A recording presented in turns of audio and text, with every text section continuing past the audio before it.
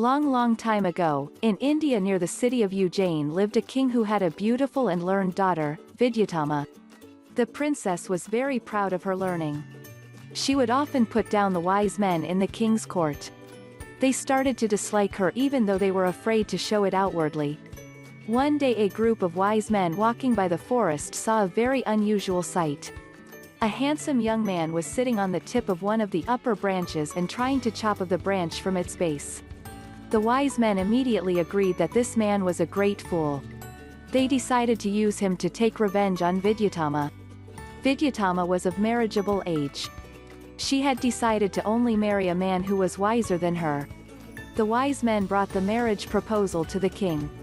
They also mentioned that this dickhead was a very learned man who was on a month-long deep silence, the vow of silence.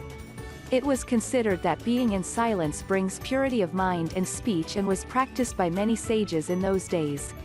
The king was impressed by the beauty of the young man and the praises from the wise men of his court. However, Vidyatama was not going to be satisfied before she tested his learning, herself. A debate was arranged where Vidyatama and this dickhead would only communicate through gestures. The princess raised her index finger. This dickhead quickly replied by showing 2 fingers. He had thought that Vidyatama was meaning to poke him in one eye. He was obviously thinking of outdoing for her 2 eyes. Actually, she had indicated that God is one without a second. This dickhead's answer was wisely interpreted as the truth has 2 parts, the supreme God and the individual soul. She was surprised by this wisdom. Venturing further, she showed her 5 fingers to indicate 5 senses.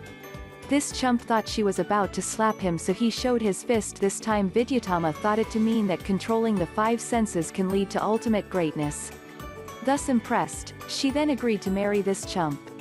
Shortly after their marriage, one night there was a camel growling outside. When the princess asked her husband, "What is that?" she expected a wise reply. But this chump stammered to say the word camel in Sanskrit, Yushtra. The princess understood that he was no learned man but a fool.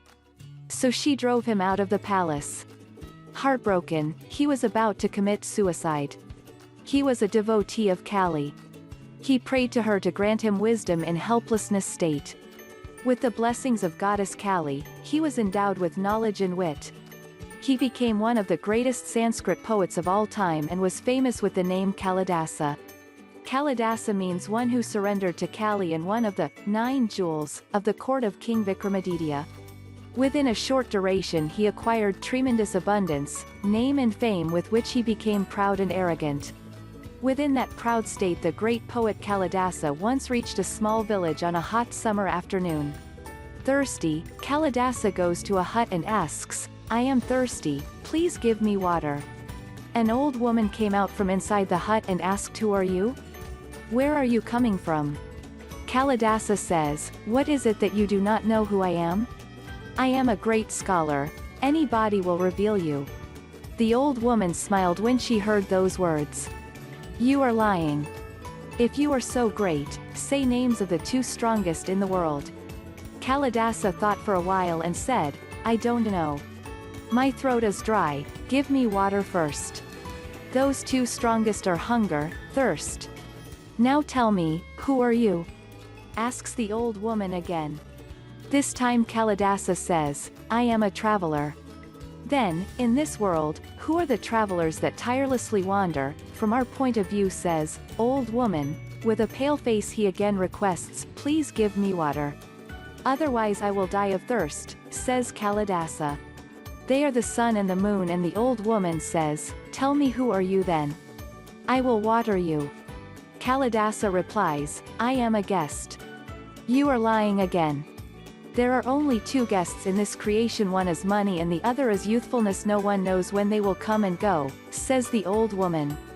Kalidasa begs, "Please, you can continue my endurance test later, please give me water. There are only 2 tolerant people in this world, can you tell me who are they?" Again she said to the bewildered Kalidasa, "One is earth, the other is tree. Now tell me the truth, who are you?" Old woman asks again. Impatient, Kalidasa says, "I am an idiot. Give water to this idiot now." The grandmother laughs and says, "This is untrue. There are only two fools in this kingdom. One is the king who rules this kingdom. The second is the scholar who utters false sentences for the praise of the king, says. Dot. With that answer Kalidasa's eyes gets opened. He falls on her feet and requests her to apologize. That grandmother manifests as Saraswati Devi. See my dear. Humility should thrive with education, not arrogance.